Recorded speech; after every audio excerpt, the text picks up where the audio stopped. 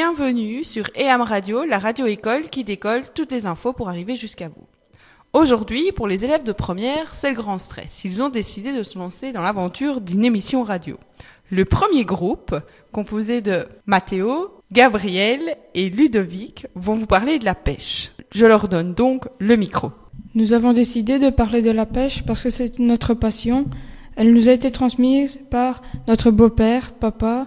Ça fait 6 ans que l'on connaît cette passion. On en parle parce que les gens trouvent que c'est ringard et pas très intéressant pour eux.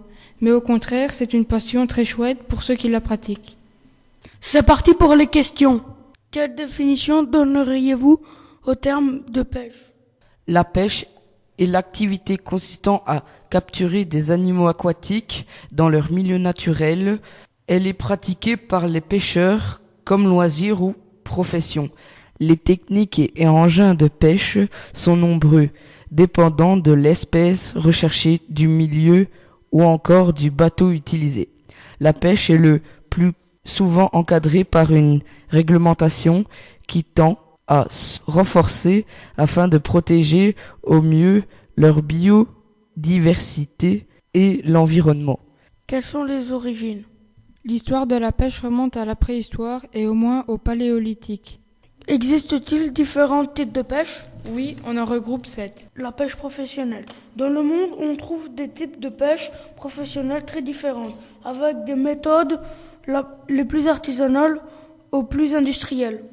La pêche en apnée est une technique de pêche marginale au niveau professionnel, mais aussi historique, pratiquée par les amas et les femmes japonaises pêchant les coquillages en apnée. Pêche récréative. Pas considérée comme étant une pêche commerciale, pêche de loisir, pêche amateur. La pêche sportive, qui nécessite une licence sportive. Pêche sous-marine, un sport nautique qui consiste à pêcher sous l'eau certains poissons ainsi qu'à prélever à la main certains crustacés. Pêche en bateau. Pêche à la palangrotte se pratique sur une embarcation. Pêche au cormoran pratiquée entre autres en Chine sur le lac. Et enfin, la pêche électrique. En rivière via un courant diffusé dans le cours d'une rivière à l'aide d'une perche conductrice. On choque le poisson pour qu'il vienne flotter à la surface d'où il peut être récupéré par une épuisette. La notion de permis en pêche a-t-elle plusieurs sens ? Oui, elle en a 2. Pour pêcher à la sambre, vous avez besoin d'un permis. Il y a 3 catégories de permis. Le permis A qui coûte 12 €. On peut aller partout mais uniquement à pied. Le permis B qui coûte 36 €. On peut pêcher partout avec une barque. Le permis C qui coûte 86 €. On peut pêcher partout avec de gros bateaux. Ensuite, pour pêcher en rivière, le prix varie selon l'âge. Les moins de 14 ans payent plus ou moins 20 € et les plus de 14 ans déboursent 60 €. Les permis sont valables 1 an et peuvent s'acheter dans les bureaux de poste. Quand est-il préférable de pêcher ? Pour faire une bonne pêche, il faut arriver sur le lieu le plus tôt possible, vers 5 heures du matin, par exemple.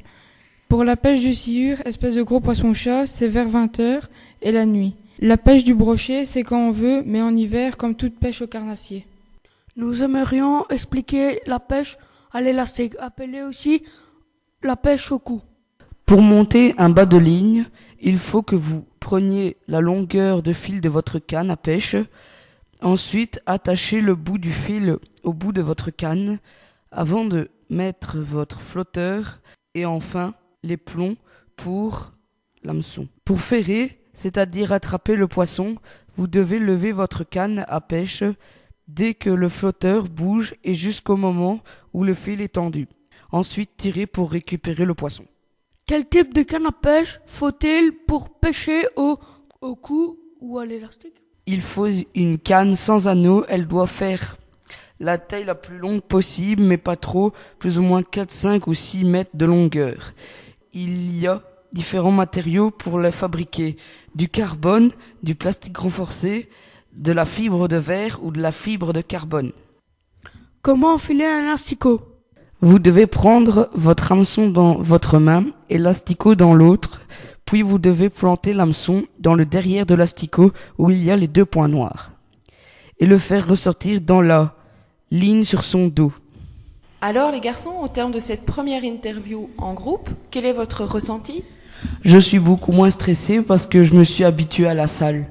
C'est chouette parce que Gabriel et moi, on se tapait des fous rires derrière le micro. J'avais la boule au ventre car nous y étions les premiers, mais j'en garde un bon souvenir avec les fous rires de Mathéo et Ludovic. Merci de nous avoir écoutés. Nous espérons que cela vous a plu, en espérant que nous vous avons un peu plus informés sur cette passion magnifique.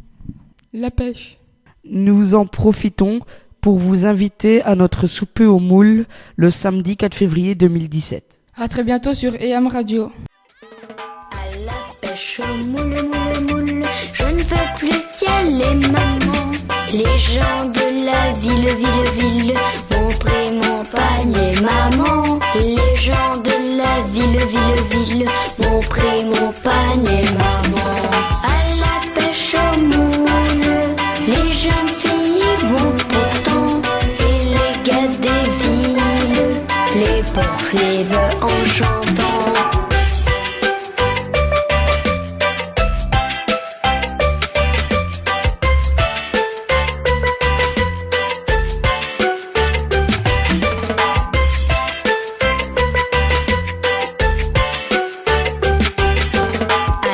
Pêche au moule, moule, moule, je ne veux plus y aller, maman. Les gens de la ville m'ont pris mon panier, maman. Les gens de la ville m'ont pris mon panier, maman.